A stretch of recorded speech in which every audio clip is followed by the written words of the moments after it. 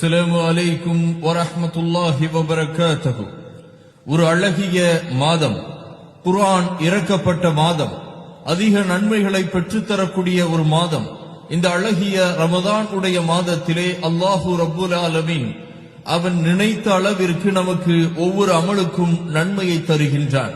நீங்கள் செய்யக்கூடிய ஒவ்வொரு அமலுக்கும் அல்லாஹு ரப்புல் ஆலமீன் அவன் விரும்பிய நன்மைகளை நமக்கு தருகின்றான். ஆகவே இந்த ரமதானுடைய மாதத்தில் நீங்கள் ஓதக்கூடிய குர்ஆனாக இருந்தாலும், நீங்கள் தொழுகக்கூடிய இபாதத்துகள் தொழுகையாக இருந்தாலும், அல்லாஹு ரப்புல் ஆலமீன் எண்ணற்ற அளவிலே நமக்கு நன்மையை தருகின்றான். அந்த அடிப்படையில் நோன்பு நோற்றதற்கு பிறகு ரசூல் ஸல்லல்லாஹு அலைஹி வஸல்லம் அவர்கள் கற்றுக் கொடுத்த ஒரு துஆவை நாம் ஓதிக்கொள்ளுவோம். இந்த துஆ அபுதாபியிலே பதிவாகி இருக்கிறது. 2010வது ஹதீஸாக அந்த துஆ. ذهب الظماء وابتلت العروق وثبت الأجر إن شاء الله.